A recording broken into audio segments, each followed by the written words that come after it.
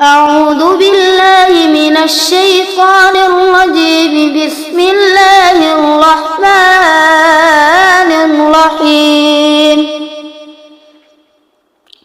ألف لام را. تلك آيات الكتاب المبين. إنا أنزلناه قرآنا عربيا لعلكم تعقلون. نحن نقص عليك أحسن القصص بما أوحينا إليك هذا القرآن وإن كنت من قبله لمن الغافلين. إذ قال يوسف لأبيه يا أبت إني رأيت 11 كوكبا والشمس والقمر رأيتهم لي ساجدين. قال يا بني لا تقصص رؤياك على إخوتك فيكيدوا لك كيدا إن الشيطان للإنسان عدو مبين. وكذلك يجتبيك ربك ويعلمك من تأويل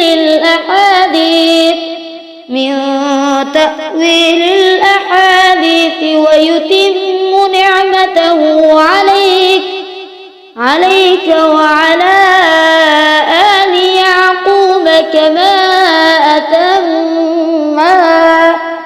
أتمها على أبويك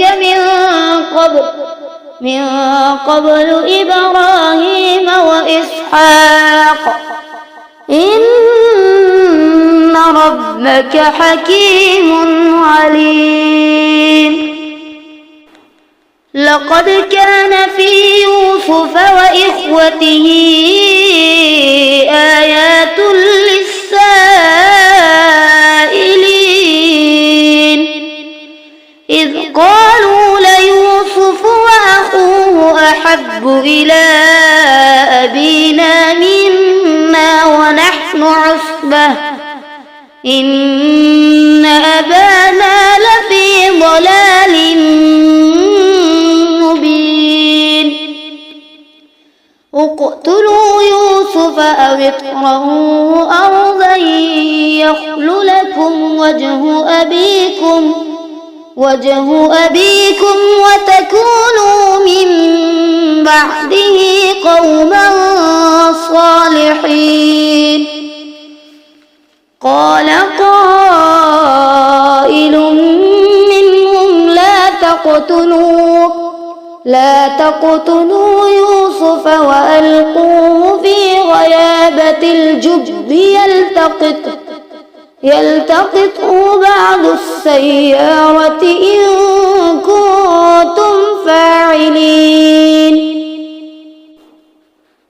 قالوا يا أبانا ما لك لا تأمنا على يوسف وإنا له لناصحون. أرسله معنا غدا يرتع ويلعب وإنا له لحافظون. قال إني ليحزنني أن تذهبوا به وأخاف أن يأكله الذئب وأنتم عنه غافلون. قالوا لئن أكله الذئب ونحن عصبة إنا إذا لخاسرون. فلما ذهبوا به وأجمعوا أن يجعلوه في غيابة الجب وأوحينا إليه لتنبئنهم بأمرهم هذا وهم لا يشعرون. وجاءوا أباهم عشاء يبكون قالوا يا أبانا إنا ذهبنا نستبق وتركنا يوسف عند متاعنا فأكله الذئب وما أنت بمؤمن لنا ولو كنا صادقين وجاءوا على قميصه بدم كذب قال بل سولت لكم أنفسكم أمرا فصبر جميل والله المستعان على ما تصفون وجاءت سيارة فأرسلوا واردهم فأدلى دلوه قال يا بشرى هذا غلام وأسروه بضاعة والله عليم بما يعملون وشروه بثمن بخس دراهم معدودة وكانوا فيه من الزاهدين وقال الذي اشتراه من مصر لامرأته أكرمي مثواه عسى أن ينفعنا أو نتخذه ولدا وكذلك مكنا ليوسف في الأرض ولنعلمه من تأويل الأحاديث والله غالب على أمره ولكن أكثر الناس لا يعلمون ولما بلغ أشده آتيناه حكما وعلما وكذلك نجزي المحسنين وراودته التي هو في بيتها عن نفسه وغلقت الأبواب وقالت هيت لك قال معاذ الله إنه ربي أحسن مثواي إنه لا يفلح الظالمون ولقد همت به وهم بها لولا أن رأى برهان ربه كذلك لنصرف عنه السوء والفحشاء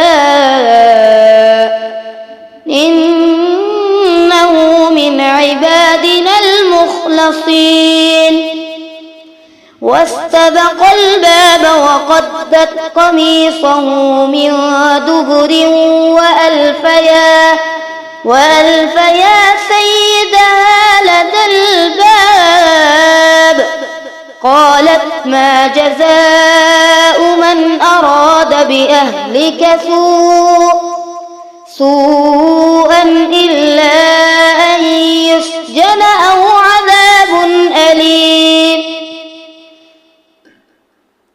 قال هي راودتني عن نفسي وشهد شاهد من أهلها إن كان قميصه قد من قبل فصدقت وهو من الكاذبين وإن كان قميصه قد من دبر فكذبت وهو من الصادقين فلما رأى قميصه قد من دبر قال إنه من كيدكن إن كيدكن عظيم يوسف أعرض عن هذا واستغفري لذنبك إنك